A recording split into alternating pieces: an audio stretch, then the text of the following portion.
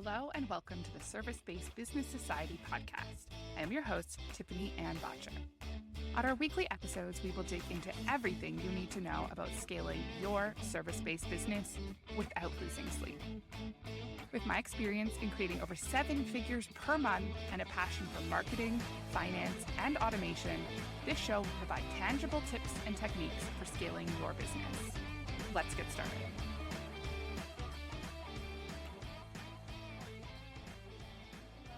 Welcome back to another episode. It's been a week off, so you may notice that this episode is actually being uploaded a little late, and it's been a bit of a comedy of errors. And then we had a family incident, someone got injured, and just some delays. So apologies. I wanted to jump into this episode and talk a little bit about some initiatives that I have been putting in place in 2023 that I'm feeling so good about. And so I want to touch on that. I also want to touch on the concept of the pendulum swing and why you have to be so careful not to overcorrect, because I've been seeing a lot of overcorrection.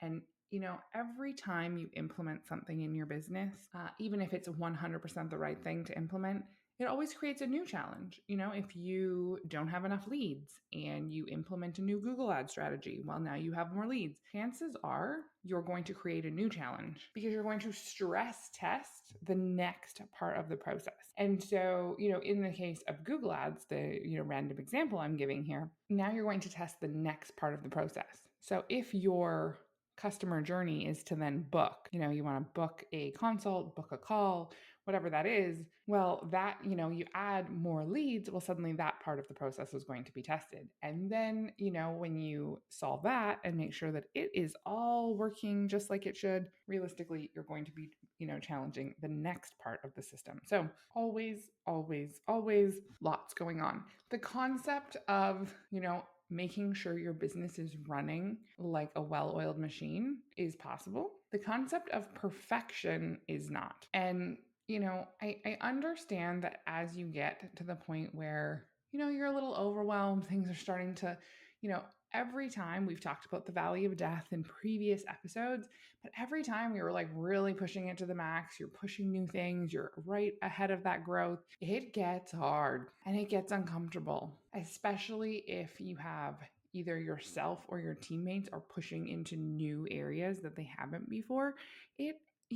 When you push against that comfort zone, it can be challenging, but don't let that pull you away from the objective. You get up against that edge of that comfort zone and you're like, oh my goodness, this is really hard. I can't sustain this. I can't do this. I don't know if I can keep going. Maybe I should go back. No, you should not. You need to look at why you are uncomfortable and you need to solve those issues, because sometimes going back is not possible, especially, if you have built your business, if you have all of the infrastructure, people, the systems, everything built to be a $1 million a year company, for example, but you get to the 980,000 mark and you're like, holy crap, this is really hard. I better go back. Doing 700 a year was easier. You can go back to 700K a year, but guess what? You still have all those expenses and overhead like you're $1 million a year business. And going back is suddenly not very fun because you don't have the money to actually make it work. Suddenly you have a bank cash flow issue. So,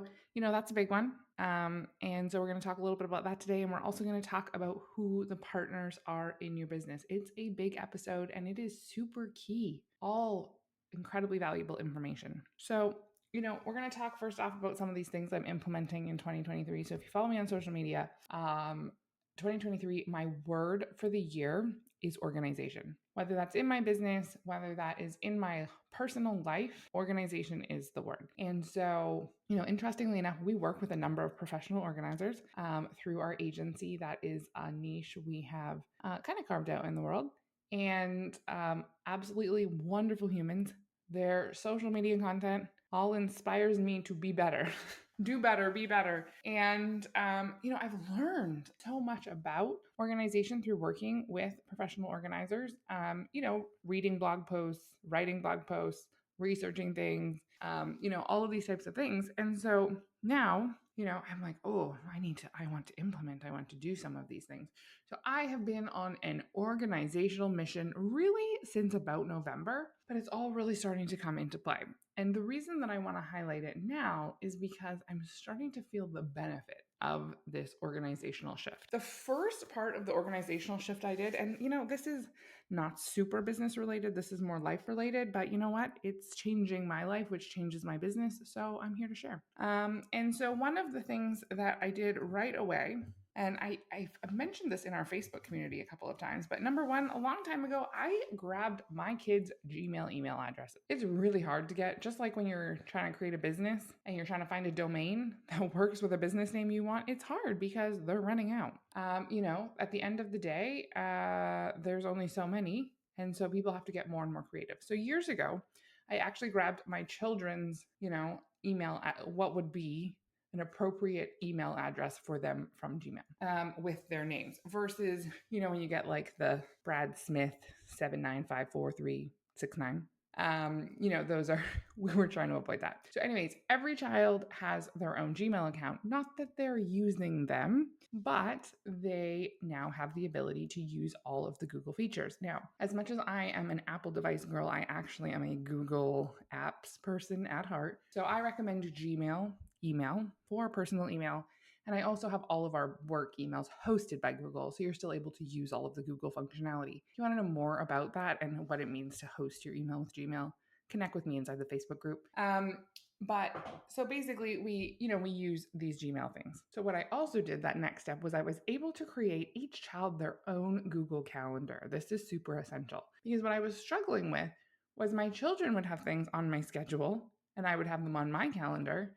And then as I was booking things out, my calendar would say I was busy at times that I was not. My kids were busy. Or I would, I tried to do like a family calendar versus a personal calendar. And either, if my husband was driving the kids somewhere or I was driving the kids somewhere, the drive time was not accommodated. And so there was all of these factors to think about. So first step, like I said, was to get everybody sorted out on their own calendars with their own Gmail accounts. And from there, I've been able to build out an entire system, organizational system, and including this absolutely wonderful 22-inch touch screen monitor in the kitchen that has this digital calendar, and everyone knows what is going on in their life, where they need to be, what they need to bring, all these types of things. It has been a game changer because I'm also allowing the children then way more information, way more accountability, and they are more organized. They're ready for these things because they know they're coming. They can say, hey, I have an appointment on, tomorrow and yada, yada, like what do I need to have ready for that? And so that has been huge. I've also basically upturned my entire house, which was, moderately organized to start with, and have gone like super organized. Even if there were bins, organizational bins, I have now gone through them to the point that even yesterday I went to the safety deposit box at the bank to inventory what was inside it because it was a bit of a mystery what was in there. And I wanted to make sure that I actually had all of this information. Why? Why am I going through all of these things? Why am I telling you this?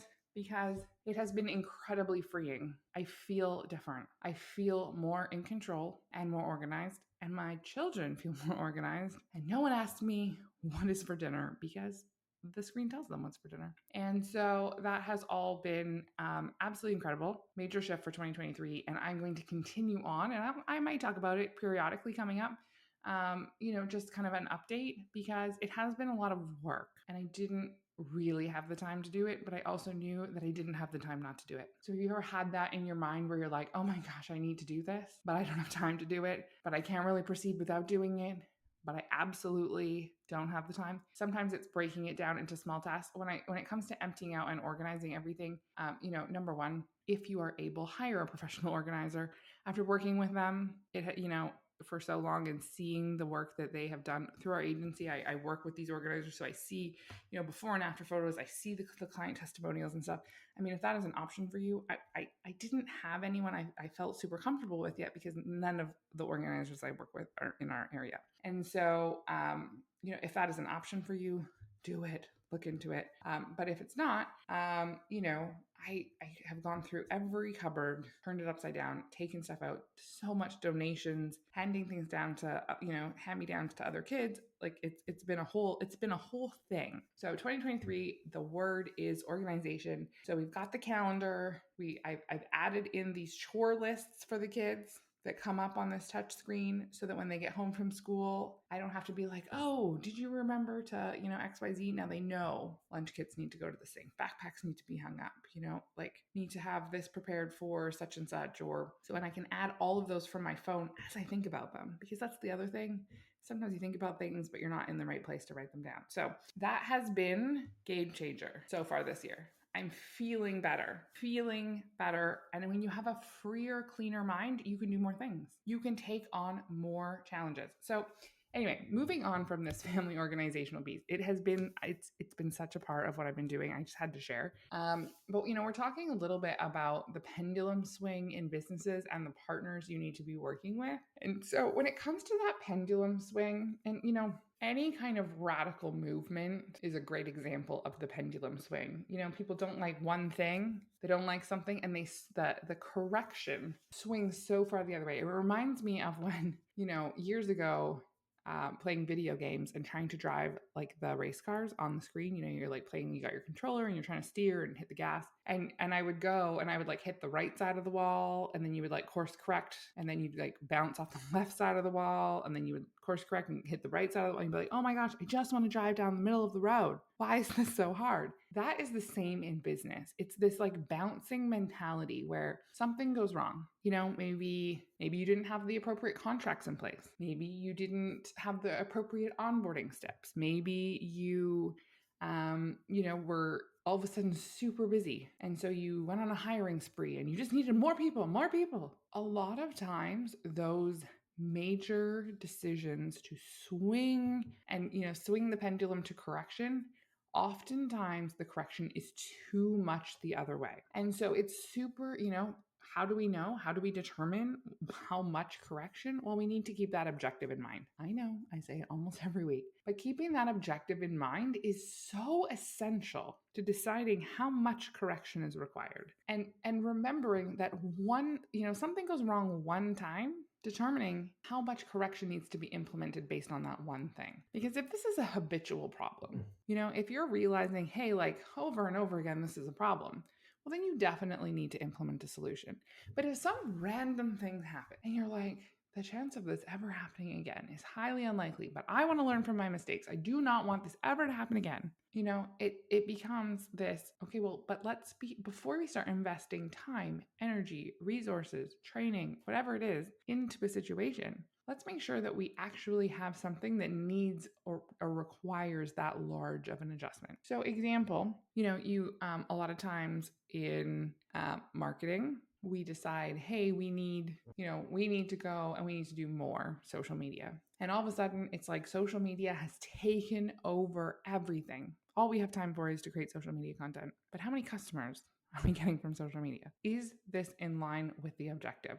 Sometimes we have HR, human resources issues. And so, someone makes a mistake and we need to let them go. And then we realize, oh my goodness, we don't need a person like that at all. Forgetting completely about all of the positive qualities that person has, but we're going different. We're hiring someone very, very different. And then we hire someone and we haven't fully evaluated that new version of different. And so the pendulum has swung and now we have an entirely new set of strengths and challenges, all about minor course corrections, not major. Every so often your business needs major adjustments, but not as often as they're being implemented. Minor adjustments. It's like a little more left. That's about good.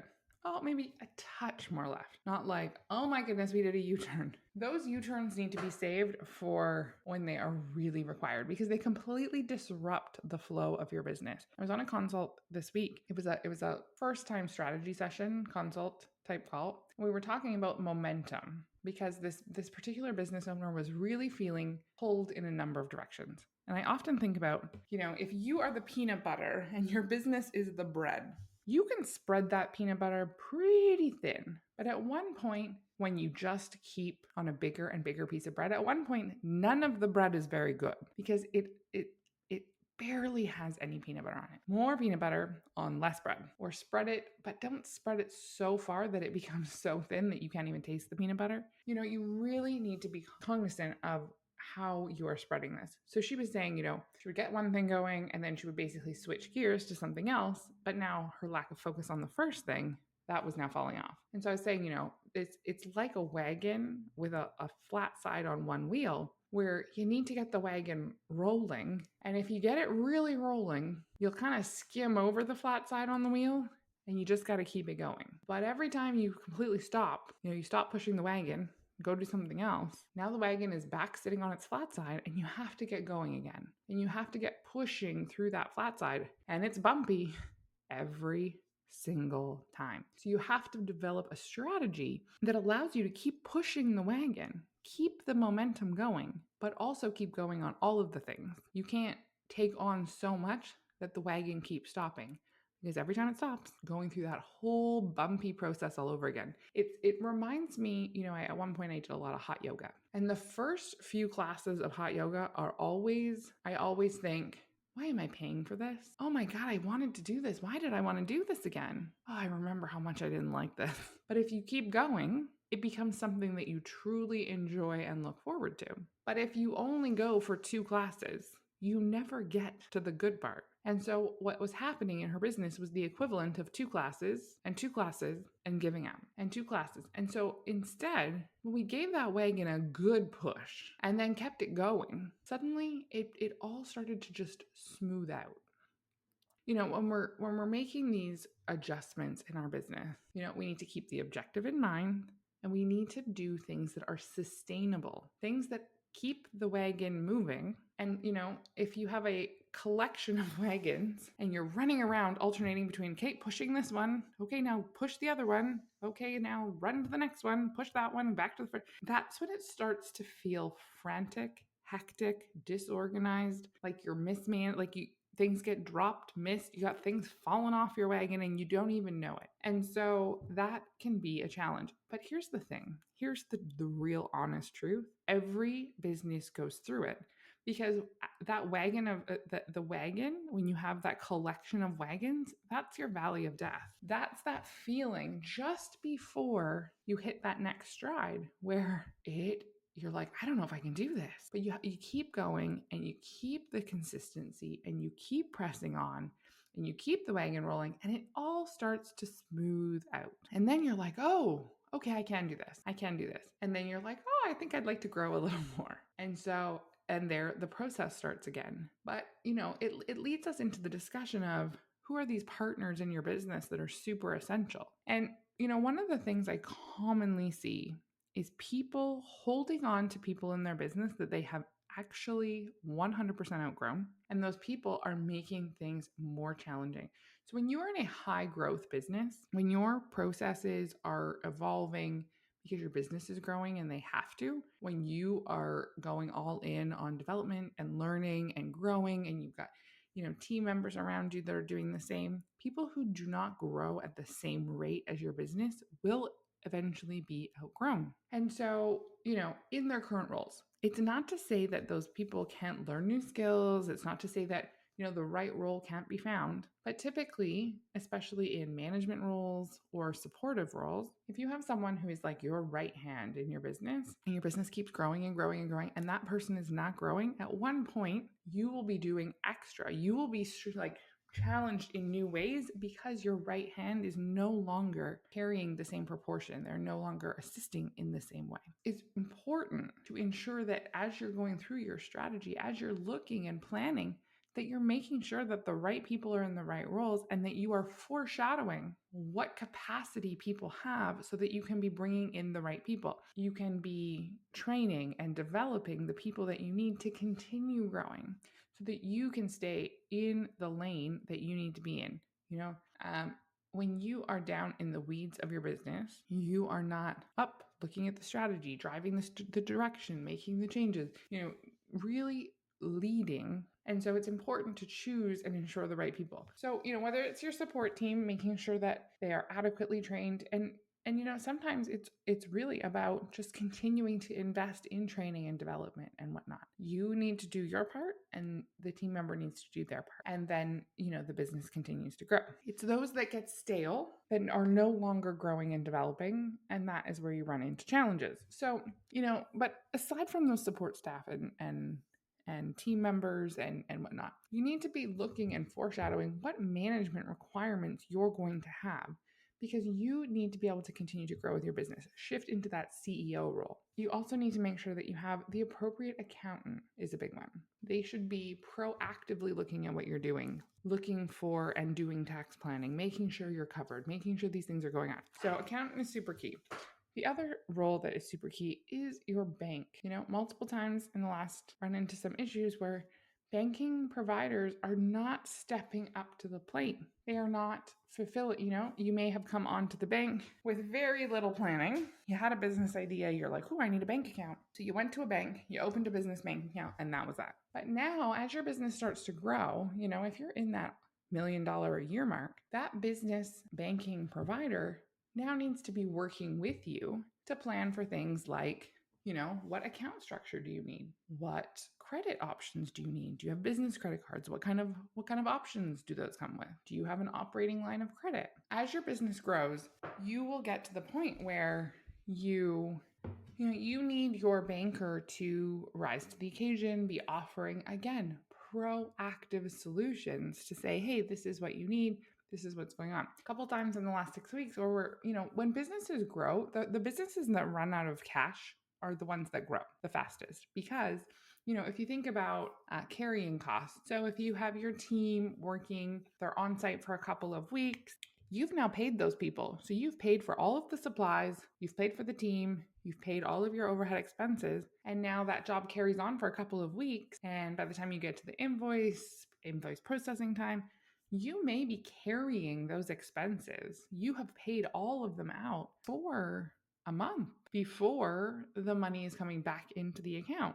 And so it's important, when you start to look at your cash flow, depending on your jobs. Now, if you have zero processing time, if you, do the job, get paid that day, do the job, get paid that day, that's very different. But if you have any kind of business that has a longer term project where you're invoicing at the end, you need to be looking at the timelines between when you're paying things out and when you're being paid. Because during that time, which money are you using? And typically that comes down to a operating line of credit. A lot of business owners shy away from that. Oh, no, I don't want any debt in my business. Well, you're not going to be able to grow without it, because you need the operating cash flow to cover the expenses so that you can. Now, sure, if you've been in business for a long time, and we don't want to dive too deeply into accounting and how it works and how we, over long term you can create more cash flow. But, as we're primarily talking about, high growth businesses. And so you have these expenses you've paid out, you are waiting for this cash to come in. Well, your operating line of credit is what covers you in the short term.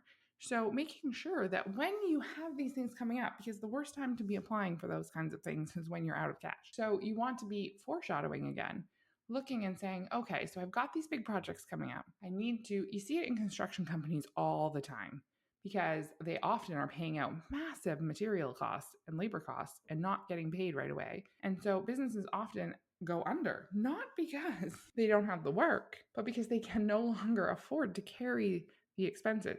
And so, working with your bank to plan for the things you're going to need. You also want a trusted advisor. You want a mentor that can help guide you and keep you. Oftentimes, when we're in it, it's hard to see, the expression, you can't see the forest through the trees. You want someone that can help remind you, hey, does this support the objective? Because it's often, you get pulled down a rabbit hole, especially if you're in that transition between, working in the business to leading the business, working on the business, where it's easy to get pulled into nuts and bolts types problems. And so, having that mentor that you can bounce those ideas off of, discuss challenges, work through things is also incredibly, it's fundamental in the growth of your business to have someone to discuss things with. Now, sometimes that comes from networking groups. You'll connect with other entrepreneurs. Sometimes, whether that's in your industry or not, can be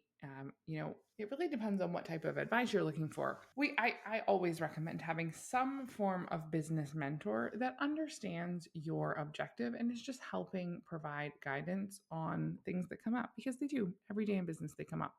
And so, to prevent that pendulum from swinging too far the other way, especially if it's something that is emotion based. You often see something go wrong in a business that a business owner takes very personally. I mean, your blood, sweat, and tears are in this business. Now something has not gone quite right, and you're like, oh man, I don't ever want that to happen again. And now the pendulum is swinging the other way. Sometimes that mentor can come in and say, hey, like, hold the phone for just 1 second. Let's really break this down and let's look at the fact. How does this support the objective? Do we need to course correct this much? Are we making decisions based on emotion and analytical mindset? And so these are all super key. So, we've got our accountant, we've got our banker, we've got some form of business mentor, whether that's a coach, consultant, a mentor. There's so many different descriptions, varieties, and we talked last week about ensuring that person, that the information that you're pulling from is from a quality source that has, vetted results, because it's the information overload era. If you did not, listen to that episode, you can go back to last week. Is a great episode about, just that and choosing who you're listening to and the quality of the information, because oftentimes you get this, multiple sources of information and they can be different. So, super key. And when we combine that all together, so, we've touched a little bit on life organization. It's a mindset piece. I am on my own organizational journey of 2023. I would like to say I was fairly organized to begin with. I was not fairly organized. I was not disorganized. And then, we've got this ensuring when we're making changes that the pendulum is not swinging too far the other way, that, we are not bouncing from the right wall to the left wall to the right wall to the left wall, that we are getting into the middle of that lane and really accelerating in the direction we want to go. Choosing the right partners in our business. And not, when I say partners, I'm not talking about, like your business partner that owns 50%.